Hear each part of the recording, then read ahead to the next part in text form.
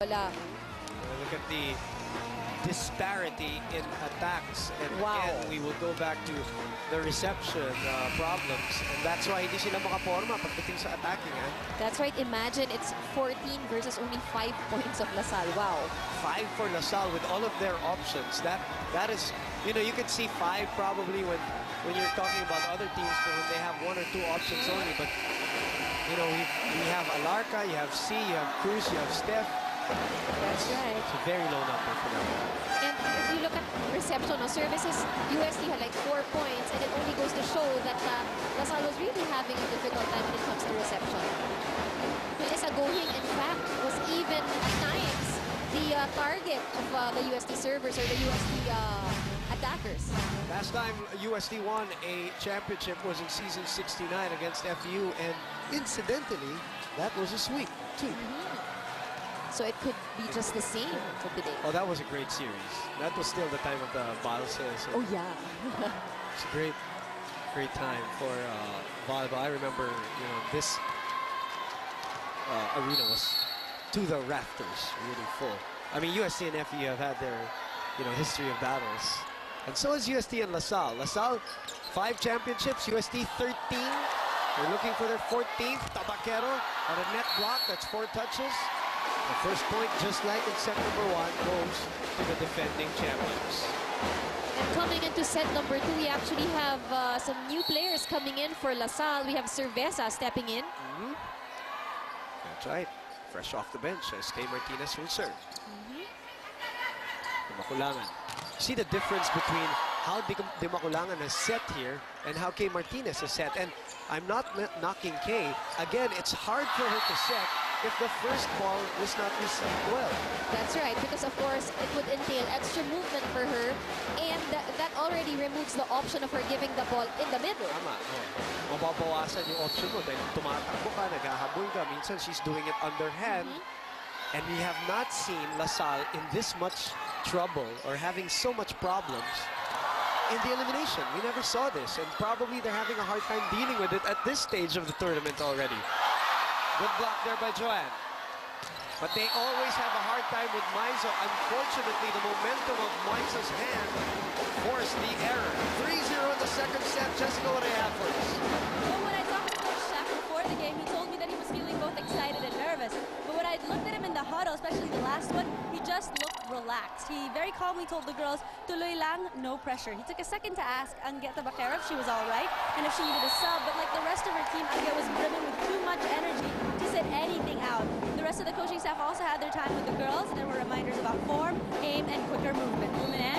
I'm looking at Angeta Baquero right now, and we might want to focus our camera on her at some point of this game. She doesn't look well, and she looks winded, and I saw her coughing, so we might want to find out, Jessica, if there's something physically really wrong with her, because, you know, we know this girl is an athlete.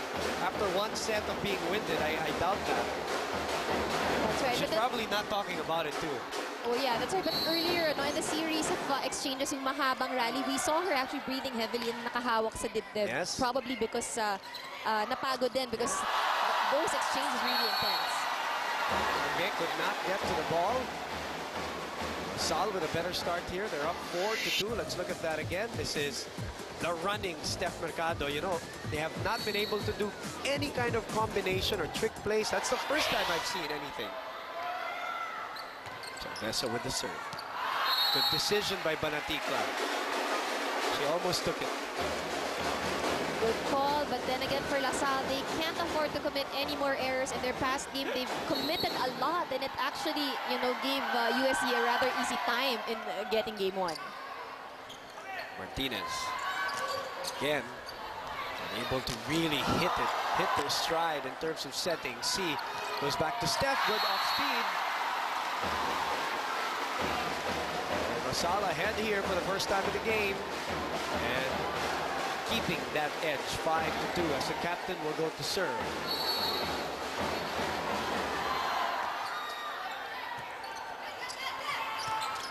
You know, Mercado and Tabaquero have similarities in terms of the way they serve and even the way they approach. We always say, you know, I mean, we've seen and said this, Anne, about these two, that they have incredible forms in their approach. That's right. And Tabaquero also jumps very high. Yes. We'll be deceived by that wiry frame of hers because she can smack it really hard. 4 serving 5.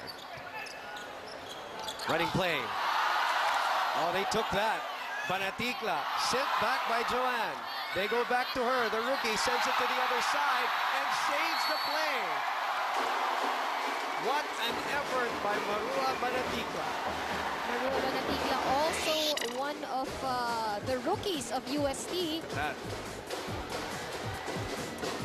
Shaky slow-mo, Shaky serving the world's greatest pizza for 35 years. Quick thinking by the rookie. Adjusting right away on the second jump. Combination to the other side, Cha. They take it again. They open up to Jack. Tip back. Choust at the net. That's a violation by Dumakulangan. The center. And violation called on her. You know, I'm looking at the teams this season, the past 2 seasons actually.